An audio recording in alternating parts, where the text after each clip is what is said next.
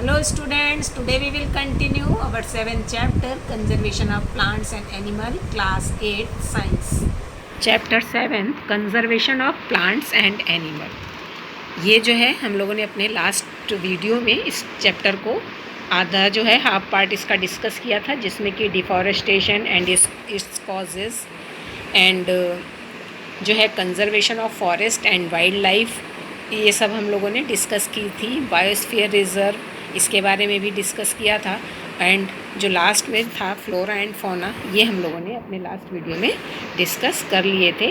अभी जो है आज से हम अभी ये वाला जो यहाँ से स्टार्ट करेंगे एंडेमिक स्पीसीज़। तो इसमें है soon the group quietly entered the deep forest. अब इसमें जो अपने लास्ट वीडियो में हमने बताया था कि जो माधव जी और बूझो पहली के साथ जो थे वो लोग जो हैं फॉरेस्ट में घूम रहे होते हैं प्रोफेसर अहमद के साथ, और वो लोग जो हैं अचानक ही जो हैं डीप फॉरेस्ट में एंटर करते हैं। Children are surprise to see a big squirrel, और बच्चों को वहाँ पे एक बिग स्क्वायरल दिखाई देती है जिसकी की जो है एकदम फ्लफ़ी टेल होती है, और जो बच्चे हैं वो उसके बारे में जानने के लिए बहुत ज़्यादा इच्छुक हो जाते हैं। तो जो है माधव जी जो हैं उनको बताते हैं इस स्क्वायरल के बारे में, जो कि एक जाइंट स्क्वायरल होती है, कि Madhav ji tells them that this is known as the giant squirrel and is endemic to this area. ये बताते हैं कि ये इस एरिया के लिए जो है एक एंडेमिक है। एंडेमिक क्या होता है वो अब हम देखेंगे। Endemic species are those species of plant and animal which are found exclusively in a particular area. Endemic species वो स्पीसीज़ होती हैं या फिर वो प्लांट्स होते हैं जो कि एक पर्टिकुलर एरिया में ही पाए जाते हैं, उसके अलावा वो और कहीं भी नहीं पाए जाते हैं। A particular type of animal और प्लांट में भी एंडेमिक टू ए जोन। तो जो प्लांट और एनिमल एक पर्टिकुलर एरिया में पाए जाते हैं वो उस जोन के जो है एंडेमिक होते हैं। Madhav ji shows sal and wild mangoes as two examples of the endemic flora of a Pachmarhi biosphere reserve. जैसे कि यहाँ पे इस पिक्चर में ये वाइल्ड मैंगोज़ का यहाँ पे दिखाया गया है, जो कि एंडेमिक जो है प्लांट है पंचमरी बायोस्फीयर का।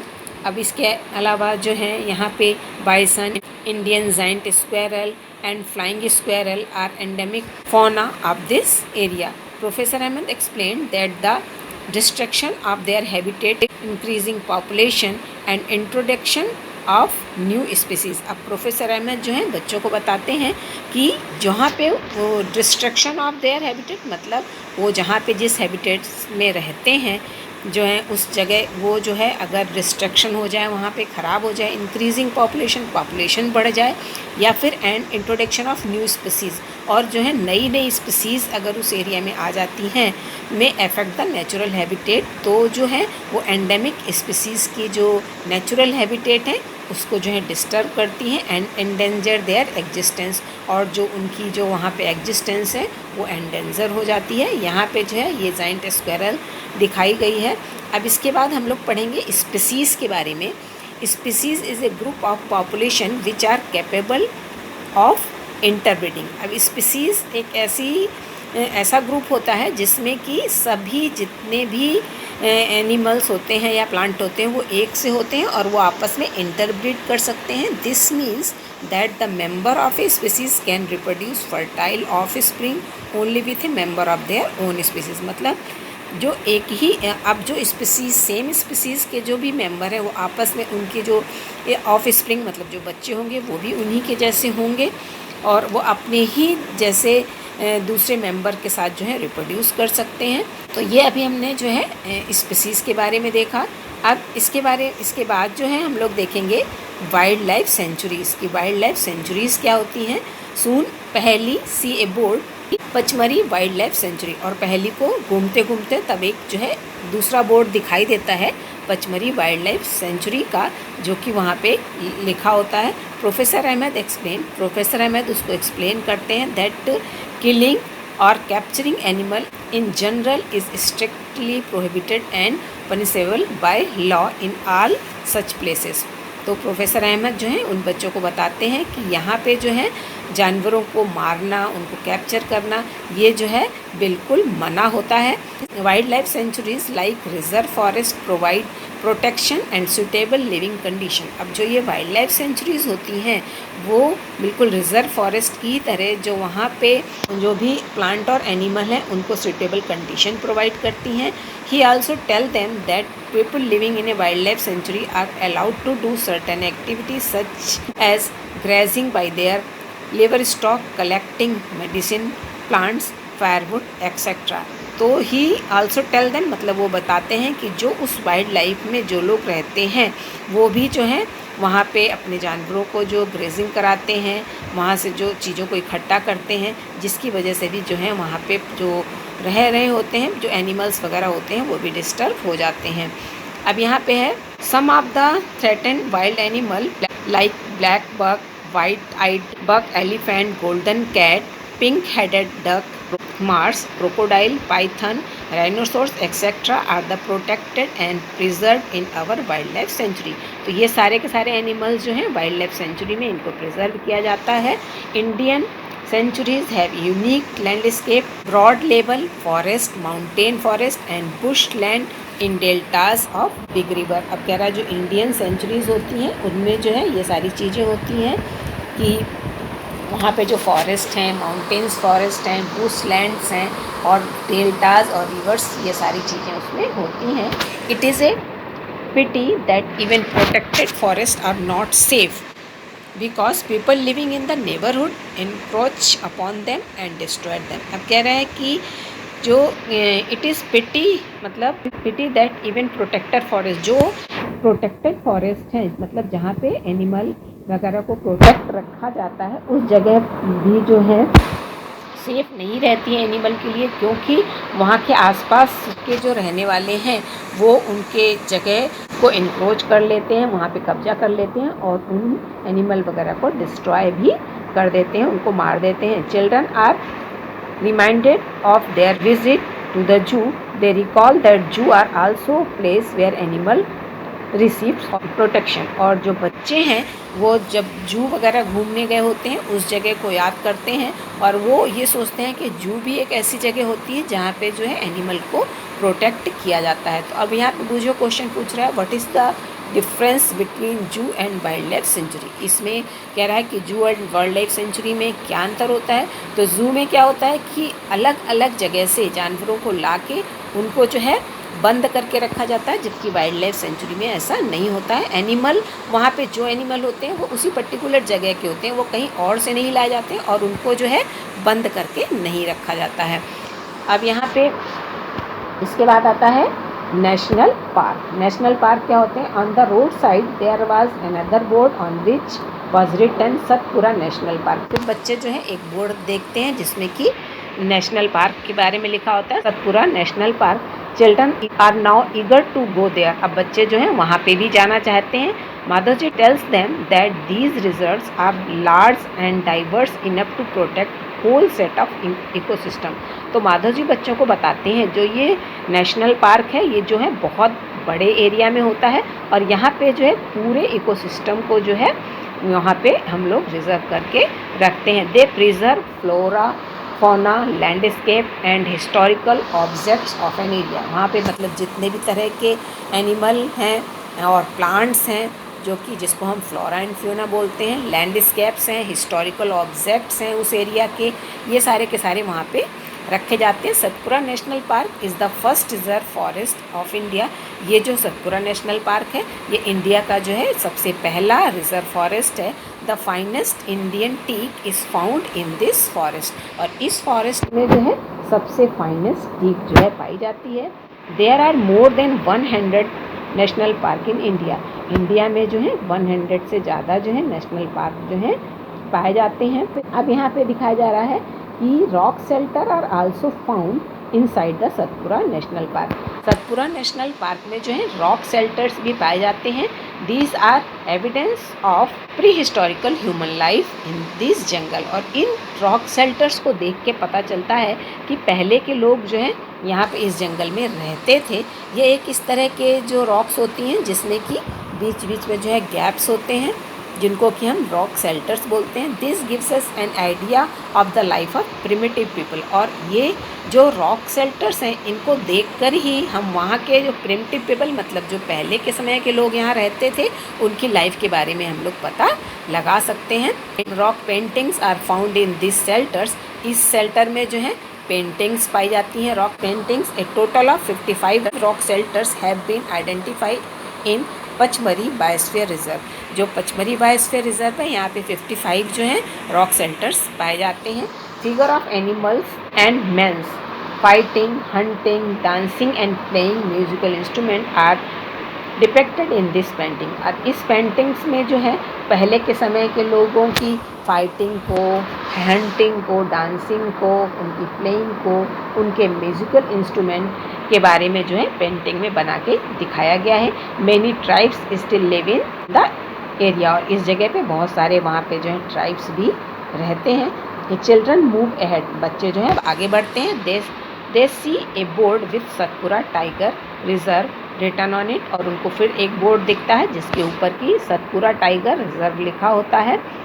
Madhavji explained that Project Tiger was launched by the government to protect the tiger in the country.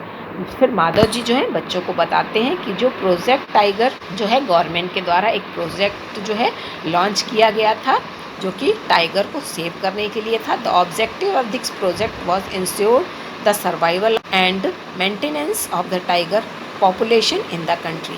अब जो जिस तरह से टाइगर की पॉपुलेशन जो है धीरे धीरे कम होती जा रही है तो उनको मेंटेन रखने के लिए, उनको टाइगर को जिंदा रखने के लिए ये जो है प्रोजेक्ट बनाया गया था। फिर है tiger is one of the many species which are slowly disappearing from our forest. Tiger जो है जिनकी स्पीसीज जो है धीरे धीरे करके जो है फॉरेस्ट से ख़त्म होती जा रही है। But the Satpura tiger reserve is a unique in the sense that a significant increase in the population of tiger. लेकिन जो सतपुरा टाइगर रिजर्व है यहाँ पे उनकी पॉपुलेशन को जो है इंक्रीज़ करा जाता है। Once upon a time animals like lion, elephants, wild buffaloes and barasingha were also found in Satpura national park. और ये सब जो हैं जो अभी हमने बताया आपको कि जो एनिमल हैं जैसे कि लायन, एलिफेंट, वाइल्ड बेफेलोज, बारहसिंगा जो हैं ये सभी जो हैं सतपुरा नेशनल पार्क में पाए जाते हैं। Animal whose number are diminishing to a level that they might face extinction are known as the endangered animals. और ऐसे एनिमल जिनका की नंबर धीरे धीरे कम होता जा रहा है उनको हम लोग जो है एंडेंजर्ड एनिमल बोलते हैं। बोजो is reminded of the dinosaur which become extinct a long time एगो। और जो बोजो है वो याद दिलाता है कि जिस तरह से कि जो डायनासोर हैं जो कि अब जो है एक्सटिंक्ट हो चुके हैं मतलब ख़त्म हो चुके हैं। Survival of some animal has become difficult because of disturbance in their natural habitat. और जो है जानवर जो वहाँ के एनिमल हैं उनका जो जीवन है वो धीरे धीरे जो है वो वहाँ पे ख़त्म होते जा रहे हैं और क्योंकि उनका जो नेचुरल हैबिटेट है वो डिस्टर्ब होता जा रहा है। प्रोफेसर अहमद बच्चों को बताते हैं that in order to protect plant and animal strict rule are impose in all national park. कि जो है यहाँ पे उनको एनिमल्स को जो है प्रोटेक्ट करने के लिए कुछ स्ट्रिक्ट रूल बनाए गए हैं नेशनल पार्क में। Human activities such as grazing, poaching, hunting, capturing of animal, of collection of firewood, medicinal plant etcetera are not allowed. और जो अलग तरह की जो ह्यूमन एक्टिविटीज़ हैं जैसे grazing, poaching, hunting, capturing, animal को कैप्चर करना, फायरवुड को कलेक्ट करना, मेडिसिनल प्लांट को कलेक्ट करना, ये सारी एक्टिविटी जो हैं ये वहाँ पे बिल्कुल भी मना होती हैं। इसके बाद Madhav ji tells Paheli that small animals are much more endangered of becoming extinct than the bigger animal. जैसा कि यहाँ पहली क्वेश्चन पूछ रही है are only big animal facing extinction. क्या केवल बड़े ही जो जानवर हैं वो एक्सटिंक्ट होते हैं, क्या छोटे नहीं होते हैं? तो माधव जी बताते हैं कि बड़े एनिमल से भी ज़्यादा जो छोटे एनिमल होते हैं वो जो है ज़्यादा एक्सटिंक्ट होते हैं। At times we kill snakes, frog, lizard, bat and owl ruthlessly. जिस तरह की आजकल हम लोग सांप को, फ्रॉग्स को, लिजर्ड को इनको मारते जा रहे हैं विदाउट रियलाइजिंग देयर इम्पोर्टेंस, और उनकी इम्पोर्टेंस के बारे में हम लोग नहीं देखते हैं कि उनकी इकोसिस्टम में क्या इम्पोर्टेंस है। By killing them we are harming ourself, उनको मार के हम खुद को ही नुकसान पहुंचाते हैं। They might be small in size, ये जो है साइज़ में तो बहुत जो है छोटे होते हैं, but their role is in the ecosystem can not be ignore, लेकिन इनका जो रोल है हमारे इकोसिस्टम में उसको जो है हम इग्नोर नहीं कर सकते हैं। They form part of food chain and food web, ये हमारी फूड चेन और फूड वेव का एक पार्ट होता है, और अगर हम इनको मार देंगे तो हमारी जो फूड चेन और फूड वेव है वो पूरी डिस्टर्ब हो जाएगी। About which you learn in class 7th, और इसके बारे में आप क्लास 7th में पढ़ चुके हैं। An ecosystem is made of all the plant and animal and micro organism in an area along with non-living components such as climate, soil, deltas, etc. तो हमारा ये जो इकोसिस्टम है यहाँ पे वो क्या है कि उसमें जो है सभी तरह के plant, animal and microorganism आ जाते हैं, और इसके अलावा जितने भी नॉन लिविंग हैं जैसे कि वहाँ की क्लाइमेट जो है, सॉयल, रिवर, डेल्टास, इन सभी चीज़ों को लिविंग और नॉन लिविंग को मिला के जो है हमारा इकोसिस्टम बनता है। अब हमारा आता है इसके बाद रेड डेटा बुक। अब रेड डेटा बुक क्या होती है? Professor Ahmad explain about red data book. He tells them that red data book is the source of book which keep a record of all the endangered animal and plant. Red data book में जितने भी plant और animal जो कि endangered हो चुके हैं उनके बारे में पूरी जानकारी होती है। Red data book is maintain internationally by an organisation, और इसको मेंटेन रखने के लिए एक ऑर्गेनाइजेशन बनाई जाती है जिसको कि इसको वहाँ पे अच्छे से इसका रिकॉर्ड रखा जाता है। India also maintain red data book for plants and animal found in India, और इंडिया में भी जो है यहाँ के जो प्लांट और एनिमल हैं उनको जो है मेंटेन रखने के लिए भी यहाँ पे अपनी एक रेड डेटा बुक अलग से बनाई जाती है। अब आता है माइग्रेशन। माइग्रेशन क्या होता है?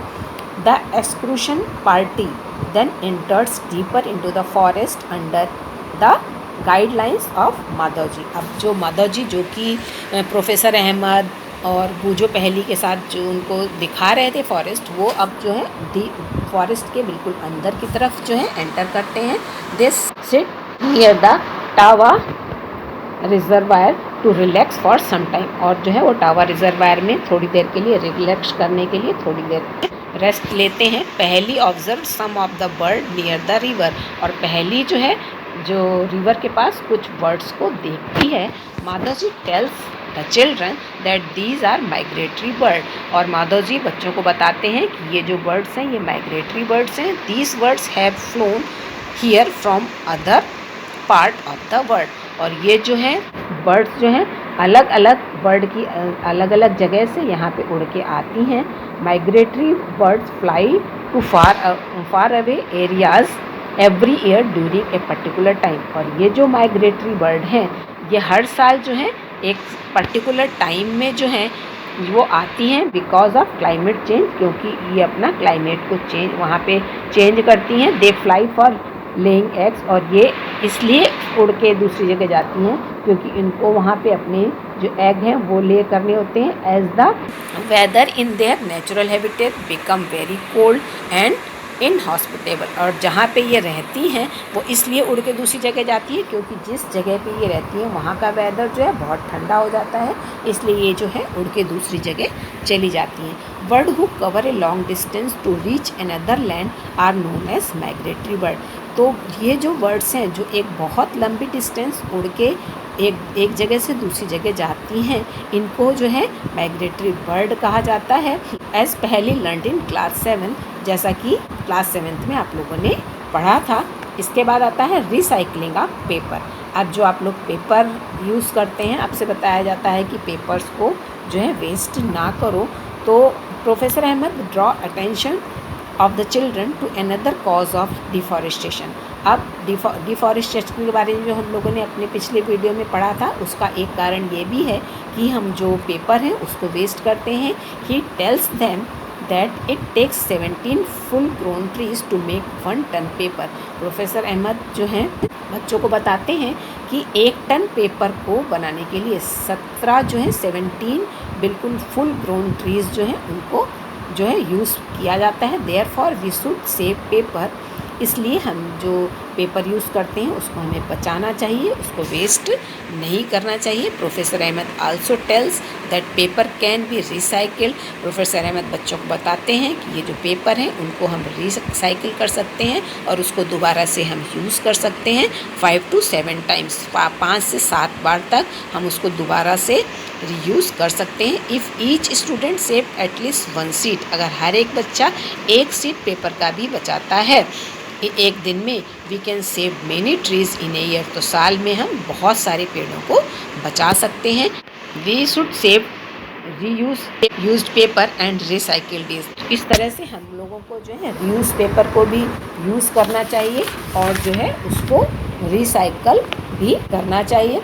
By this we not only save trees, और ऐसा करने से हम खाली पेड़ों को ही नहीं बचाते हैं but also save energy and water needed for manufacturing paper, और ऐसा करने से पेपर के साथ साथ उस पेपर को बनाने में जो एनर्जी वेस्ट हो रही है, जो वाटर उसको बनाने में लग रहा है, उन सभी चीज़ों को भी हम बचा सकते हैं। Moreover the amount of harmful chemical use in paper making will also भी रिड्यूस्ड, और पेपर बनाने में जो कि बहुत हार्मफुल केमिकल का भी यूज़ होता है उनको भी जो है हम बचा सकते हैं।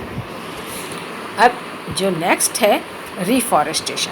अब रिफॉरेस्टेशन क्या होता है कि professor Ahmad suggest that the answer to deforestation is reforestation, मतलब जो डिफॉरेस्टेशन में जो हमारे जो फॉरेस्ट हैं वो ख़त्म हो रहे हैं तो उनको फिर से किस तरह से ठीक किया जाए, फिर से उनको किस तरह से ग्रीन करा जाए, वहाँ कैसे प्लांट्स उगाए जाएँ, उसको हम लोग रिफॉरेस्टेशन बोलते हैं। Reforestation is restocking of the destroyed forest, मतलब जो फॉरेस्ट डिस्ट्रॉय हो चुके हैं उसको फिर से जो है फॉरेस्ट में कन्वर्ट करना बाय प्लांटिंग न्यू ट्रीज़, नए नए पेड़ लगा के। The planted trees should generally be the same species, और वहाँ पे जो हम पेड़ लगा रहे हैं वो सेम स्पीसीज़ के होने चाहिए which were found in that forest, जो वहाँ पे पाए जाते हैं। We should plant at least as many trees as we cut, जो हमने जितने पेड़ वहाँ से काटे गए हैं उतने ही पेड़ एटलीस्ट वहाँ लगाने चाहिए। Reforestation can take place naturally also, और जो ये रिफॉरेस्टेशन है ये अपने आप भी हो सकता है अगर डिफॉरेस्टेड एरिया को हम बगैर डिस्टर्ब करें कुछ दिनों के लिए उसको छोड़ दें तो वहाँ पे जो है रिफॉरेस्टेशन अपने आप जो है हो जाता है। In natural reforestation there is no rule of human being, और यहाँ पे किसी भी तरह का ह्यूमन बीइंग्स का कोई भी रूल नहीं होता है। We have already caused tremendous damage to our forest, if we have to retain our green wealth for future generation, plantation of more trees is the only option। कह रहा है if we have to retain our green wealth, अगर हम अपनी green wealth ये forest को जो है फॉर फ्यूचर जनरेशन के लिए बचा के रखना चाहते हैं तो हमको ज़्यादा से ज़्यादा जो है पेड़ों को लगाना चाहिए, ट्रीज़ को लगाना चाहिए। Professor Ahmad told them, professor Ahmad उनको बच्चों को बताते हैं that in India we have the forest act, कि इंडिया में है फॉरेस्ट एक्ट होता है। This act is aim to preservation and conservation of natural forest, और इस एक्ट में जो है फॉरेस्ट को किस तरह से प्रिजर्व किया जाए, उसको किस तरह से कंजर्व किया जाए, इसके बारे में बताया गया है। After some rest Madhav ji asked the children to start heading back, और कुछ रेस्ट करने के बाद माधव जी जो हैं बच्चों को वापस चलने के लिए कहते हैं। Because it is not advisable to stay in the jungle after sunset, क्योंकि अभी सनसेट हो चुका है और इसके बाद सनसेट के बाद जंगल में रुकना जो है वो सही नहीं होता है। On getting back professor Ahmed and children thanks Madhav ji, और जो है वापस जाते समय प्रोफेसर अहमद हैं और जो बच्चे हैं वो माधव जी को थैंक्स बोलते हैं क्योंकि उन्होंने फॉरेस्ट में घुमाने में बच्चों को बहुत अच्छे से गाइड किया था। और इस तरह से ये चैप्टर अभी हमारा ख़त्म होता है। चैप्टर को आप लोग अच्छे से पढ़िएगा, और अगर आपको इसमें किसी भी तरह की कोई प्रॉब्लम हो तो उसको आप जो है हमसे डिस्कस कर सकते हैं। अगर वीडियो अच्छा लगा हो तो इसे लाइक और शेयर ज़रूर करिएगा। Thank you.